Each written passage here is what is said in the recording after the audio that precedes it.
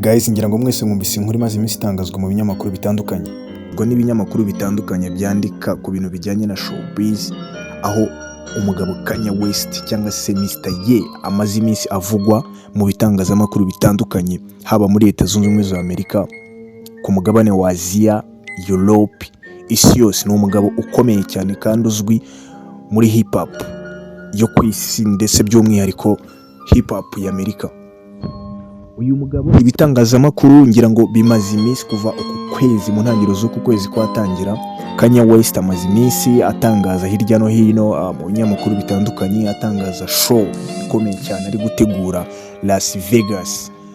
Arimo gutegura Kanye West muri stade yitwa Sophie Stadium, aho yari amaze iminsi ategura iyo show, ndetse akaba kuri run up agomba kuba azakoranaho n'umugabo witwa Travis Scott. Ndetse uyu Travis Scott turaza kumugarukaho nawe by'umwihariko, hamwe n'umukobwa we w'imfura witwa North West, n'abandi batandukanye. Ni benshi cyane ntabwo twabavuga ngo barangire. Kanye West yaje kuba atangaza icyo gitaramo, ngira ngo ni kuri uyu wa gatanu, aho byari itariki 3, by'umwihariko ni muri uku kwezi kwa kane turimo. Kanye West yaje gutangaza show, ayitangaza nyuma show yamaze kuba. Kanye West, aba bagabo baba bafite umutima ukomeye guys. Kanye West uyu mugabo yaje kuba yatangaje show, ndetse hanze amatike yari yamaze gushira yose, yamaze gushira byarangiye. Ariko uyu mugabo yaje gukora icyitwa nk'ikosa rikomeye cyane, aho yaje kwiteranya n'abakunzi be bamukurikirana ku rukuta rwa YouTube. Uyu mugabo ukurikirwa mu bitaramo bitandukanye, mu bitaramo bikomeye, ndetse n'amavideo ye akaba aribwa cyane par rapport na generation ze zirimo nka Jay-Z, bitwa Banas, bitwa Rick Ross, ni by'umwihariko na benshi cyane mu bantu bakorana mu bya hafi. Kanye West yaje gukora icyitwa nk'ikosa, aho yaje gutangaza ko konseri ye iri buze kuba iri full live kuri channel ye. Guys, iki ngiki nicyo kintu gitumye nicara nkora ino video kugira ngo tuganireho, ndetse mbabwire wenda n'abatabashije kumenya ibintu byari byihishemo imbere, kuko ni konseri yabaye ku isaha ya saa 2 za nijoro. Ubwo bo bari saa 2 za nimugoroba, mu gihe hano twebwe byari mu saa 7 z'ijoro. Ubwo ni muri Amerika by'umwihariko. Kanye West gusa yaje gukora icyitwa live, aza kuyikora. Ariko guys, ubwo yari ari ku rubyiniro arimo guperforminga, ndetse yinjiranye imbaraga zikomeye cyane. Sophie Stadium yari yakubise yuzuye live music. Muramuzi Kanye West mu bitaramo bye ukuntu akora rwose. Ni umuntu utangira show, yatangiye show by'umwihariko iyo ari show ye, performance ye iba iri ibitandukanye n'ibindi bintu byose, itandukanye n'abandi baraperi bose, kubera ko we ni producer, yaranjinga ibintu byinshi cyane. Yaje kuba yakora muzwi muri yama effect yama sound akunda gutegura yama robot effect. Yaje kuba yatangira aza gukora ikintu kijyanye na effect yumvikanaga ari amablaz y'amapiano bacurangaga. Ariko Kanye West yaje kumara byibuze nk'iminota 30 ataraza ayo mablaz barimo gukina, ariko abantu bari barimo imbere babyenjoyingaga bakabibona. Byari show nziza cyane, ikomeye cyane, ndetse yanubatse n'amateka. Ariko Kanye West yaje kubaza kuri stage live kuri YouTube iratangira. Guys, ndagira ngo wumve ahangaha ikintu gitumye aka kanya mfata microphone kugira ngo nkubwire iki kintu cyabayeho. Kanye West hatazagira n'undi muntu ukora ikosa kuri YouTube ryo kuba yabeshya abantu akababeshya. Kanye West uyu mugabo afite audience nini cyane, yamaze gukonfirma audience ikomeye cyane, yamaze kuba yayiremamo icyizere, yayereka buri kimwe cyose.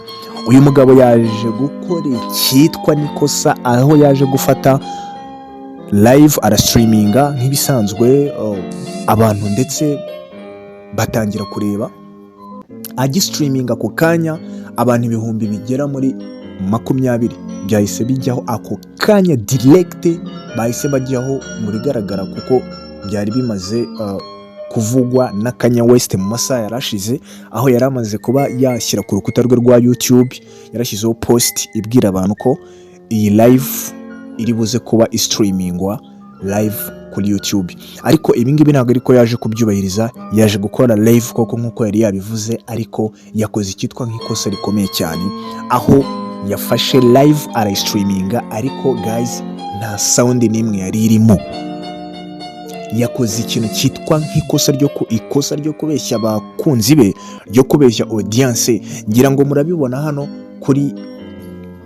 hano abantu nuza twagerageje kuba twashyiraho muri comment, abantu bagerageje kuzamura amakarita hejuru bamuhereza ikarita itukura mu mpande zose, abari Finland, abari Australia, abari France, abari USA, hose abantu batabashije kuba bagera muri iyo konseri nibo bantu batereye hejuru, barandika muri comment, baramubaga, batangira kwandika unmute.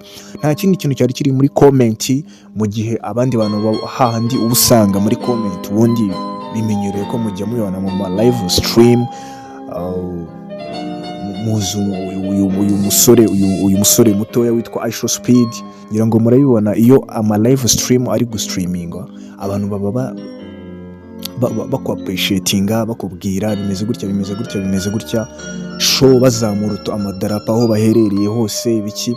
Ariko uyu mugabo we byaje kuba uruvange, ibintu birivanga, noneho abantu batangira kwandika ngo unmute, basaba binginga ngo timu ya Kanye West iri kubikurikirana, timu ica inkoni zamba igerageze ikore unmute bamutingure iyo live. Ariko ntabwo ariko byaje kugenda. Bigaragara ko uyu mugabo ni umuhanga cyane, kandi twebwe dushobora kuba twabirebera mu ndorerwamo y'amarangamutima, ariko ibi ngibi ntacyo byari bimubwiye, kuko show yakomeje irakubita. Nta muntu n'umwe wari witaye ku bakunzi be bari kuri YouTube, ibyo nta wari ubyitayeho. Show yakomeje irakubita, abantu bari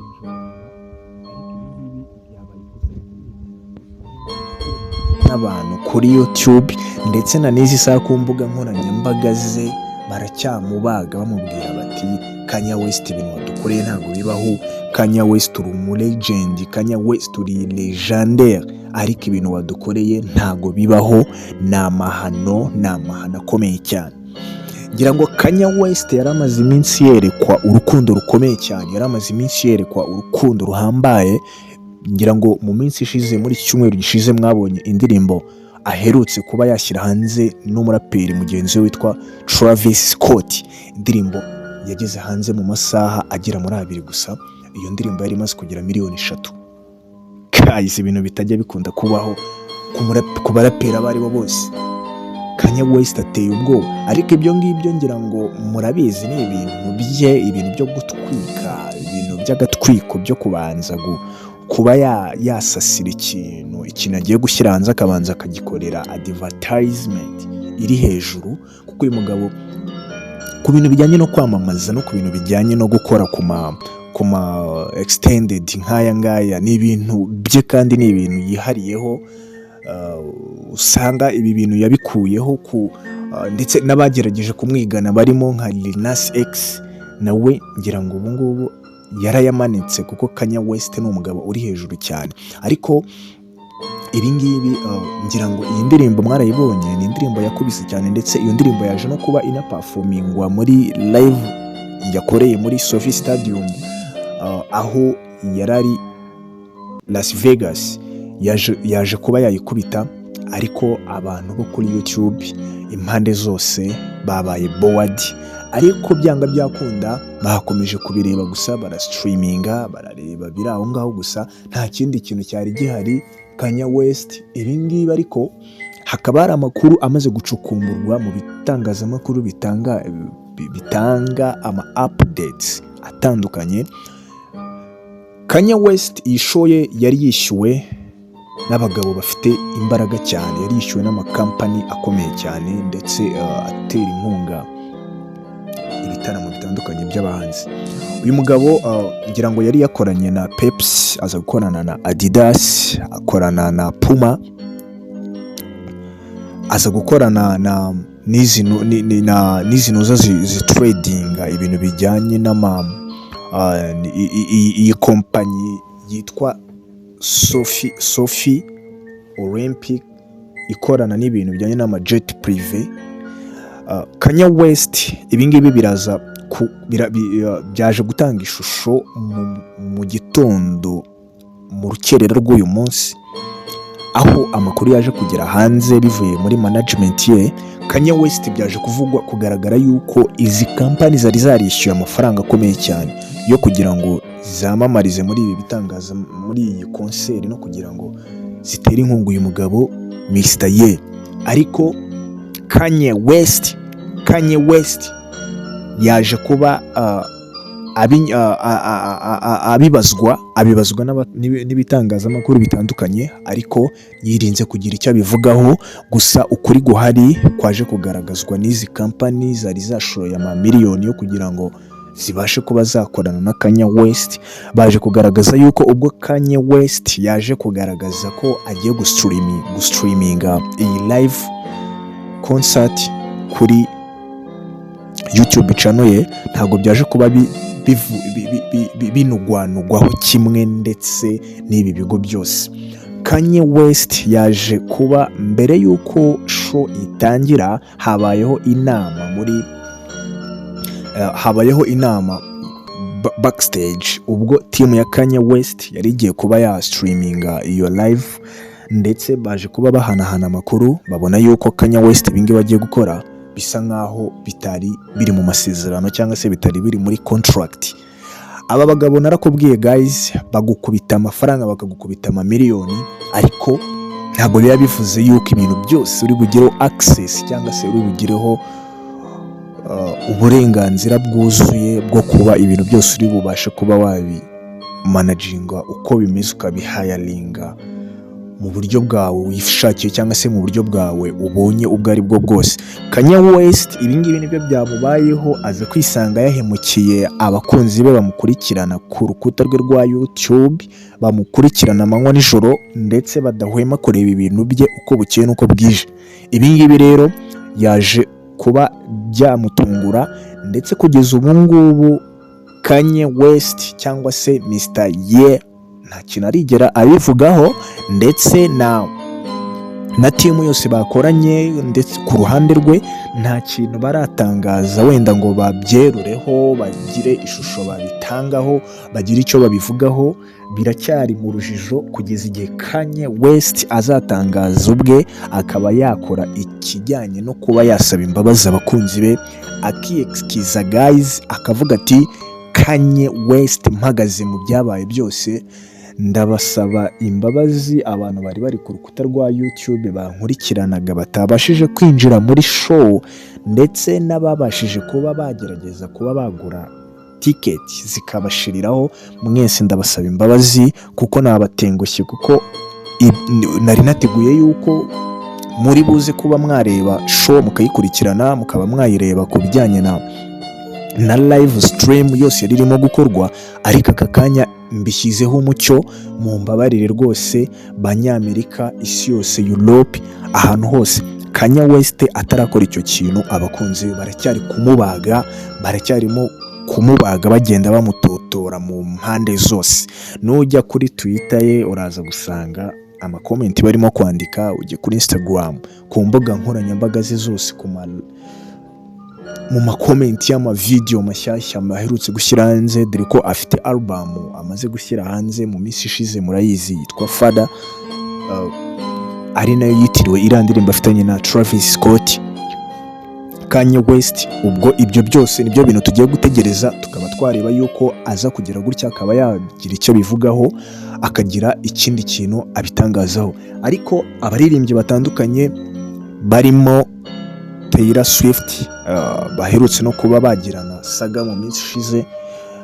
Taylor Swift nawe yagize icyo abitangazaho, aza kuba yabibazwaho n'umunyamakuru, aramubaza ati se iyi live stream, kuko ibi ngibi ni Kanye West wari ubitangije kuba yakora stream live irimo iraba ako kanya, ndetse bikanagaragara kuri channel ye. Ni ikintu cyiza cyane yaratangije gukora, kuko abandi bahanzi b'abanyamerika bagenzi be biba bigoye cyane, ntabwo bajya babikora kuko baba babanje kuba basinyishwa amasezerano ahambaye n'abaterankunga baba basapotinze ibyo bitaramo byabo. Ntabwo ibi ngibi ari buri muhanzi wese ushobora kuba yavuga ngo agiye gukora live stream icaho gutya straight, kubera ko usibye no kuba wenda hari amasezerano ugirana na YouTube, ngira ngo Kanye West uriya mugabo ni umuhanga cyane, ashobora no gutekereza yuko hari ama copyright cyangwa se ama license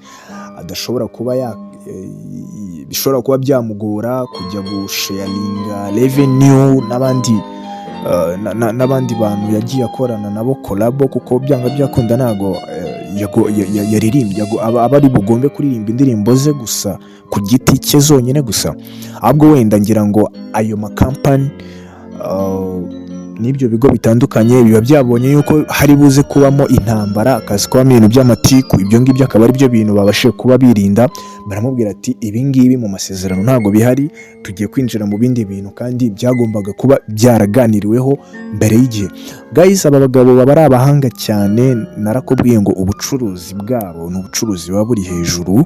Ngira ngo umugabo witwa Travis Scott muri 2014 hari nimba nibuka neza, nibwo yigeze nawe kuba yakora igitaramo nk'iki ngiki, ariko we ntabwo ari ubu buryo yaje kubikoramo. We yabikoze rwihishwa, aza gupanga uburyo bwo kuba yacuruza brand z'imipira ziriho amafoto ye, ingofero ye. Ubwo nibwo buryo Travis Scott yaje kuba yabikoramo, bitandukanye nuko Kanye West yabikoze kuri inshuro, yabikoze muri ubu buryo. Byaje kugaragara yuko yinjije amamiliyaridi menshi cyane binyuze muri ubu bucuruzi, ndetse binagaragara ko aya mafaranga yari yabashije kwinjiza hano hari muri mumbabarire ni muri 2020 corona yendaga kuba, nibwo yaje gukora iki gitaramo. Nari nibeshye, nibwo yaje gukora iki gitaramo, ariko amatike yose yaje kugurwa ntahuriye n'agaciro k'amafaranga y'imipira yacurujemo binyuze muri iyi brand ye. Ari cyo kintu muri iyi minsi abantu bamwe na bamwe muri Amerika barimo kugenda bagerageza kuba batangiza, ngira ngo Justin Bieber ibyo ngibyo nawe yigeze kubikoraho, aribwo ya launchingaga brand ye ndetse n'umugore we Hailey Bieber, ubwo bagaragazagamo brand ye y'ibintu bijyanye na maquillage, ibintu bijyanye na bintu byose murabizi basiga ku minwa. Ubwo rero nibwo uyu mugabo Mr. Ye nawe yatangiye kuba yabikora gutyo. Ariko reka turebe guys, ntago tuvuze yuko wenda tumuciriye iteka cyangwa se ko wenda yakoze amahano, ahubwo ibi ngibi byose ntago twebwe, kuko tutareberera inyungu ze, tutari muri team management yarishinzwe kuba yareberera inyungu ze muri kiriya gihe, ntabwo twaca iteka. Ahubwo Kanye West turizera yuko nk'umuntu uri muri career atakifuza kurimbura career ye, cyangwa se nimba ari bya bindi by'agatwiko ke yari yateguye, bibaye byiza rwose. Turategereza tunizeye yuko ashobora kuba yaza akaba yabihereza umucyo, akaba yasaba imbabazi abaturage ndetse n'abari bari inyuma ya Sophie Stadium bose, ndetse n'abari bari mu ngo aho bari baherereye hose, kuko uyu mugabo akimara kwishyira iyo post yarebwe cyane kandi byari ibintu byari byitezwe. Guys, nta kindi kintu twarenzaho, gusa ikintu nababwira nuko uyu mugabo yabashije kuba yakora igitaramo cyiza. By the way, ku bantu bari muri iriya show, yabashije kuba yagira performance nziza iri sweet, aho yaje no kuba yakorana n'umukobwa we North West, umwana kabisa uri kubizamo, ni umukobwa urimo kubizamo neza. Papa yaragiye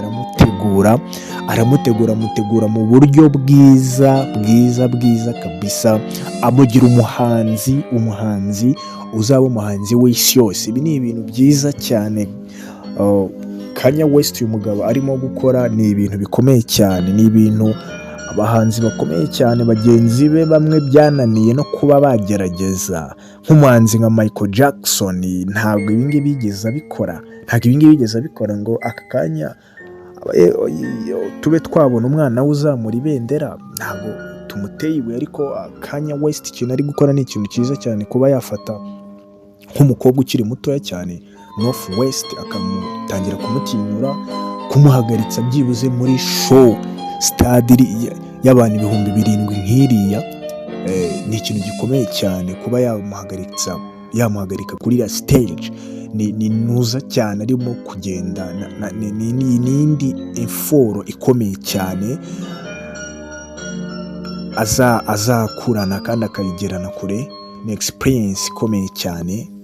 Twavuga ngo much respect kuri Kanye West.